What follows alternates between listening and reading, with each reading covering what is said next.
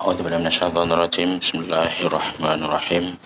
Assalamualaikum warahmatullahi wabarakatuh.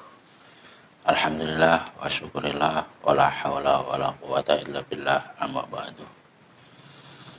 Puja dan puji syukur kehadirat Allah Subhanahu wa taala.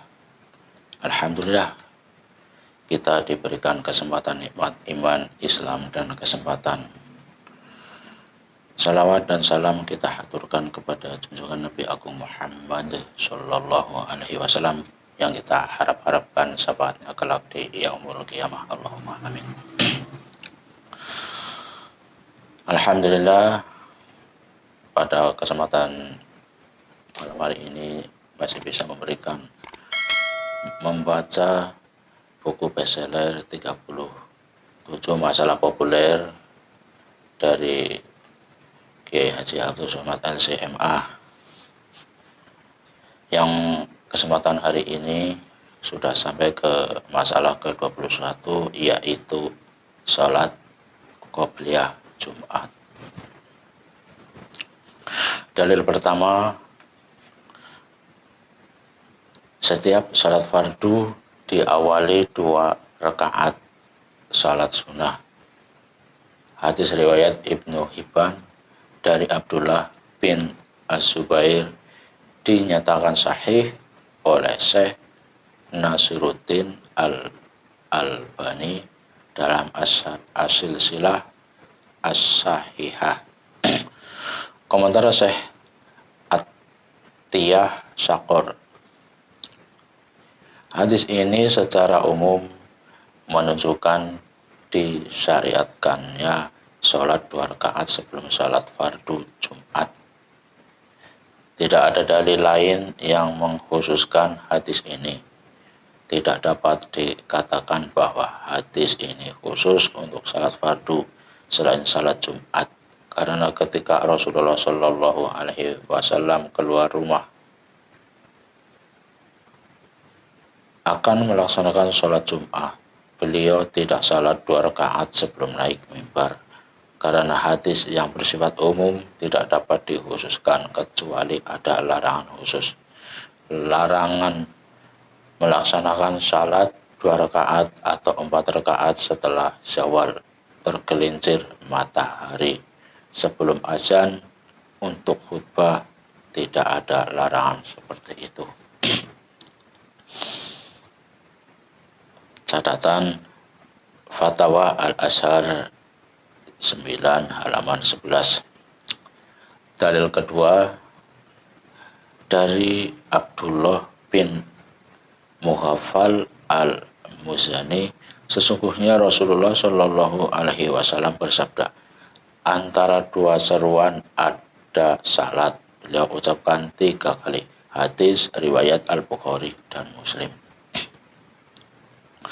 Komentar Imam An-Nawawi, adapun salat sunat sebelum Jumat yang menjadi dasar adalah hadis Abdullah bin Mughaffal yang telah disebutkan dalam far masalah cabang. Sebelumnya antara 2 seruan ada sholat sunat dan dikiaskan kepada sholat zuhur. Catatan Imam An-Nawawi, Al-Majmu' Syarh Al-Muhadzab juz 4 halaman 10. Dalil ketiga perbuatan Rasulullah Shallallahu Alaihi Wasallam. Dari Ali radhiyallahu anhu, ia berkata, Rasulullah Shallallahu Alaihi Wasallam melaksanakan salat 4 rakaat sebelum Jumat dan 4 rakaat setelah Jumat. Ia jadikan salam pada rakaat terakhir. Diriwayatkan oleh Imam At-Tabrani dalam Al-Majmu' Al-Awsat. Ini hadis hasan meskipun di dalamnya ada Muhammad bin Abdurrahman As-Sahmi, statusnya diperselisihkan. Imam Ali Al-Qori berkata dalam Al-Mirqat, diriwayatkan dengan sanad jayyid sebagaimana yang dikatakan oleh Al-Hafiz Al-Iraqi bahwa Rasulullah Shallallahu Alaihi Wasallam salat 4 rakaat sebelum Jumat. Dalam Al-Majmu' Awsat karya Imam At-Tabrani dari Abu Hurairah radhiyallahu anhu, Rasulullah Shallallahu Alaihi Wasallam melaksanakan salat 2 rakaat sebelum Jumat dan 2 rakaat setelahnya.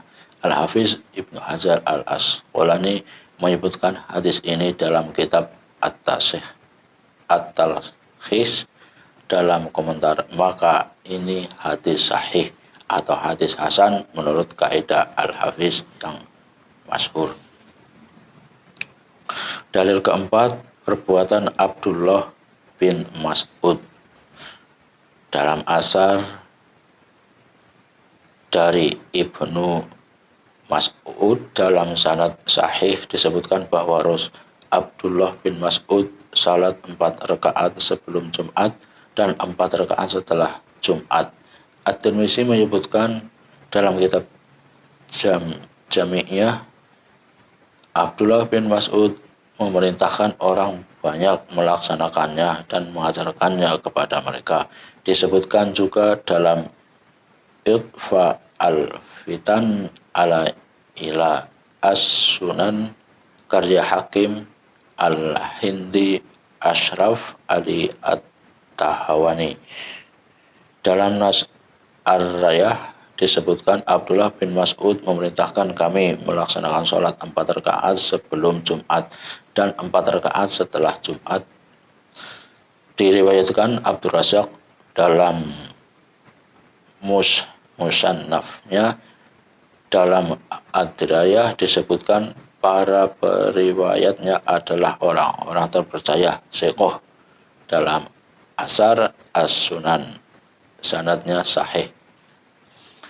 Tak dapat dikatakan bahwa ini adalah salat sunnah mutlak, bukan salat qobliyah Jumat, karena salat sunat mutlak dianjurkan dengan anjuran yang bersifat umum, tidak diperintahkan secara khusus dengan perintah, ajaran dan perhatian seperti ini, serta penekanan dari Abdullah bin Mas'ud. Asar mauquf ini dihukum marfu karena zahirnya berasal dari Rasulullah Shallallahu Alaihi Wasallam. Andai tidak demikian, tidak mungkin Abdullah bin Mas'ud memerintahkannya. Catatan Fatwa Al-Azhar juz 9 halaman 17. Dalil kelima, qiyas.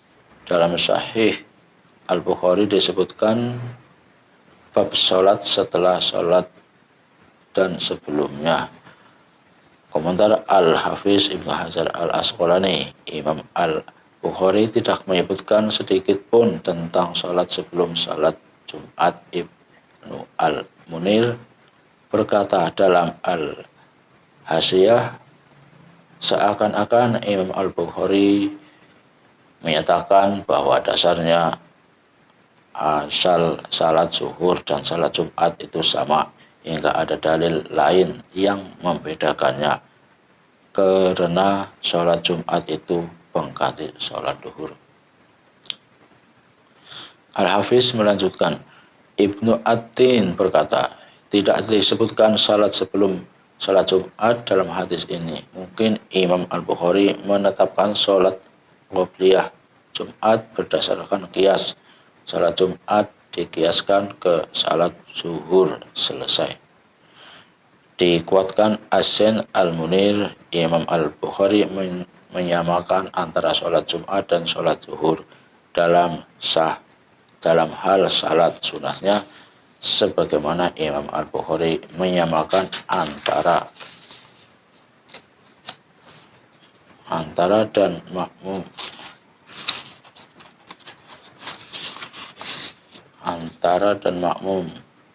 dalam hukumnya. Dengan demikian maka hukum salat sunat pada salat zuhur dan salat Jumat itu sama, selesai. Catatan Al-Hafiz Ibnu Hajar Al-Asqalani, Fath Al-Bari Syahih Al-Bukhari juz 2 Bairut Al-Ma'rifah 1379 Hijriah halaman 426. Demikianlah Alhamdulillah bacaan ini sudah selesai tentang qobliyah sholat Jumat, dan masalah ke-22 yaitu bersalaman setelah salat. Terima kasih atas perhatiannya, mohon dukungannya dengan mensubscribe channel ini. Semoga kita disehatkan dalam perbuatan, dikuatkan iman Islam dan kesempatan untuk berbuat yang lebih baik.